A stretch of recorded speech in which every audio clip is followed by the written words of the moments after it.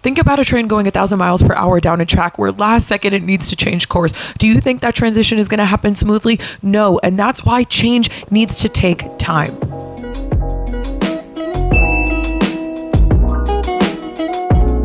Greetings, beautiful being. Welcome back to my channel, Rising with Rachel. I am Rachel, and together we rise and talking about all things cosmic and consciousness. Before we get started, don't forget to hit that like and subscribe button, as it does help our silly little human earthly algorithm. As much as I don't want to be a part of that, I do want to be a part of spreading the messages that are so deeply needed to be planted like little seeds in the consciousness of the human collective during this revolutionary time in human history, as we are experiencing the greatest spiritual awakening in all of human history. We're through doing our own shadow work, raising our own awareness, expanding our own consciousness, and doing this inner work to heal ourselves. We're helping plant positive energy and light codes into Earth's crystalline grid system to help her physically embody the fifth dimensional planet that she was always meant to be. And it starts with you and me and our awareness. So let's get into it. Today, I want to talk to you about why change needs to take time. And I think the example in the beginning of the video is the best way to describe it. Think about a train going 1,000 miles per hour. If it is so used to building that momentum towards a certain direction where it has only been going left, imagine that train out of nowhere with no clear indication that change was going to need to be made, all of a sudden needing to go right. Do you think that transition is going to be smooth, feeling no bumps in the road? Absolutely not. If a train had to change directions and courses at that last minute going 1,000 miles per hour where it has built up so much momentum towards going a specific direction, you best believe that transition is probably going to be a mess. The train is probably going to crash because it does not have the capacity to change course that quickly after it's built so much momentum towards that specific direction and gained all that speed towards that way. And that applies to the change that we make in our life in all realms as well. It is so important that we allow ourselves to give ourselves grace. This is a permission slip for you right now to give yourself the grace on taking time around change. Change is a metamorphosis process, right? Think about the caterpillar turning into the butterfly. The change doesn't happen overnight, because I'm sure that would be a very confusing, painful process for the caterpillar. Instead, the caterpillar goes into its cocoon and is given the grace of time where it's able to adapt to its new surroundings, to its new settings, to the fact that it's losing its legs and growing wings, and is still given time in that cocoon to eventually break out of its cocoon when it's time. And that is the lesson here, because if we make these monumental changes to our life so quickly, it is going to cause turmoil. If you are in the place in your life where you don't want to be, allow yourself the grace of being there. You are there for a reason. The universe doesn't make mistakes. You are still there because you have particular lessons that you still need to integrate. Even if you feel like you've learned all the lessons, I promise you, you have not, because you still wouldn't be in that experience if you did. This is something that I've learned very personally in my own life. I've literally quit the same job like 4 times, I think, thinking that I was done every single time, that I learned these monumental lessons every single time I quit. And I really thought I did, only to find out that every single time I went back, there was just one more for me to learn. And after I really integrated that final lesson and I took it like a gem in Thanos' final stone in his infinity gauntlet, then the job actually left. And the last time I quit for good, and I have not seen that job since. And the same thing goes for you in every realm of your life. And this is something that I apply to myself as well in thinking about different realms of my life that I would love for change to happen, where they felt a little stagnant, where they're not places I necessarily would love to be or have a desire to be, but I'm accepting where I am. I'm accepting that these are places that are acting as cocoons, as incubators for me to grow into these new awarenesses and essentially grow my wings before I break out of my own cocoon and change all of these realms, and in each one of these realms experience an entirely different world. I don't have the opportunity, and you don't have the opportunity to grow those wings if you're not giving yourself the grace of time to allow that change. You cannot be the train that's barreling down a track 1,000 miles per hour and just expect your entire life to change easily if all of a sudden you switch courses. That's why a lot of the time we make these rash decisions and we take leaps, we end up even more confused and more scared because we don't know what's happening. And I'm not saying to not always take the leap, right? Because there are moments where I think you just have to take the leap and trust the universe, and that the universe will indeed catch you. And of course, the universe will catch you no matter what.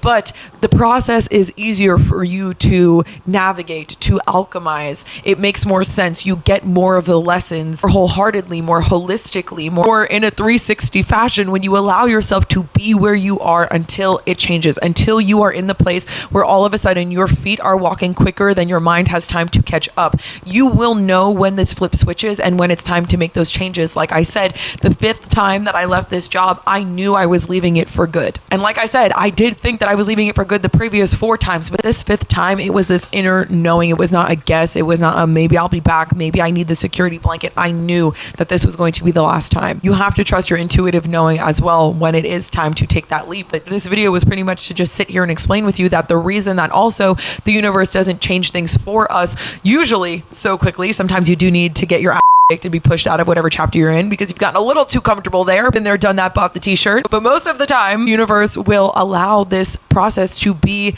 an honorary transition if you let it. The universe doesn't change things in our life so fast because like that train, it knows that if it were to randomly change our tracks going 1,000 miles per hour from left to right, all of a sudden we are going to smash into whatever wall is on that side. But if the universe gives us a heads up, puts signs along the road on the tracks, right, saying, hey, there's going to be a big change coming up here. Eventually we're going to have to change course and go right.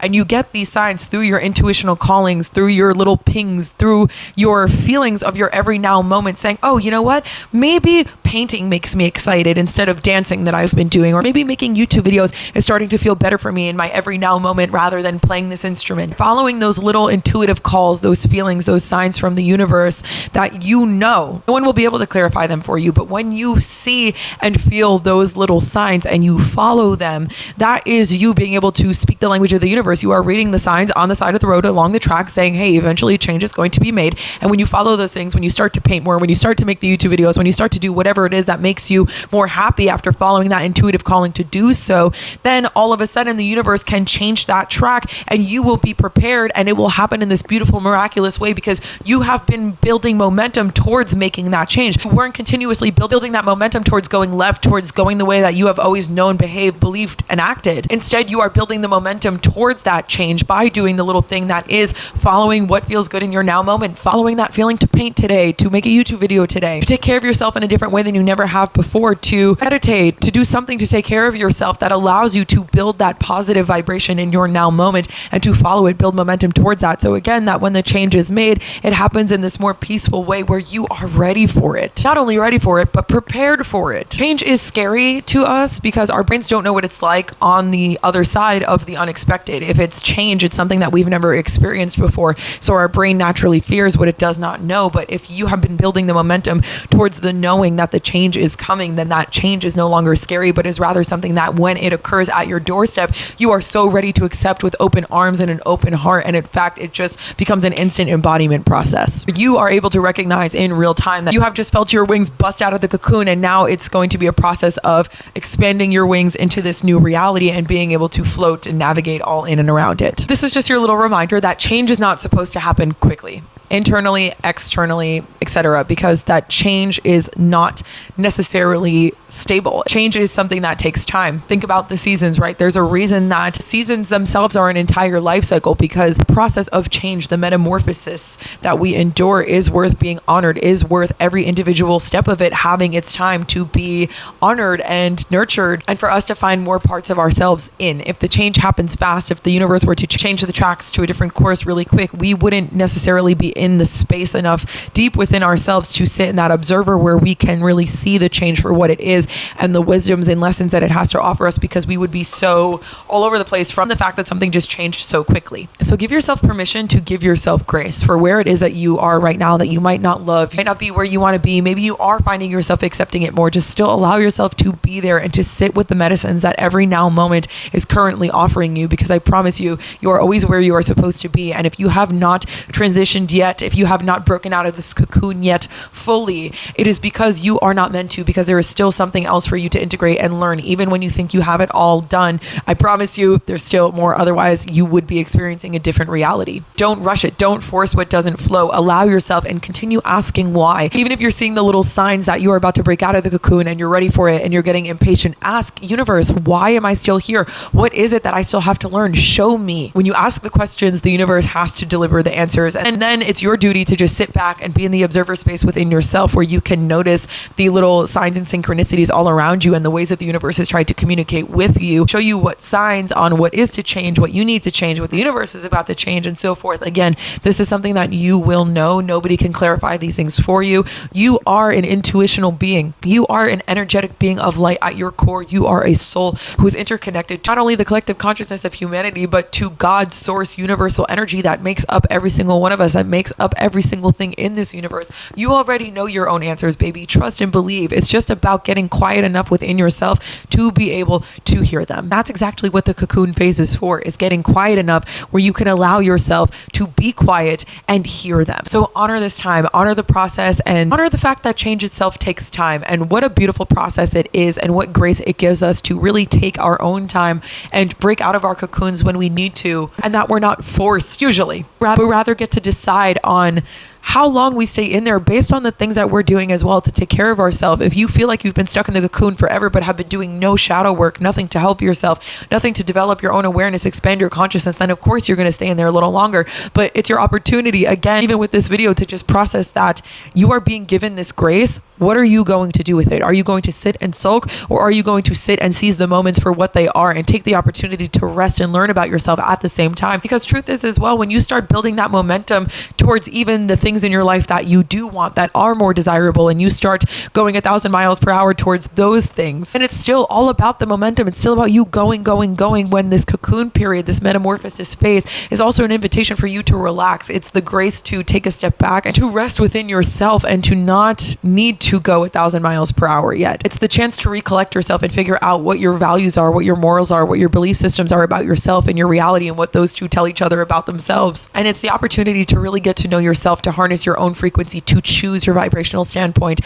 so that the momentum you do build going 1,000 miles per hour, and all the people, places, experiences that find themselves drawn to you through the law of attraction and their own resonance with your frequency, is chosen, is everything in your life that you wanted, you desired, you knew would eventually be yours, inevitably be yours, is already yours right now. That is just waiting for you in vibrational escrow. But yeah, I hope this helped shed any light that it needed to, planted any little seed that will bloom in your consciousness, in your reality, at the divine time it's supposed to. It's an honor to be here and spread these messages with you. I know if you're watching this video, you are a soldier on the forefront of the spiritual revolution with me. Thank you so much for doing this work, because as you heal yourself, you also heal the entire collective. I see you, I honor you, I love you, and I will see you in the next one. Bye, guys.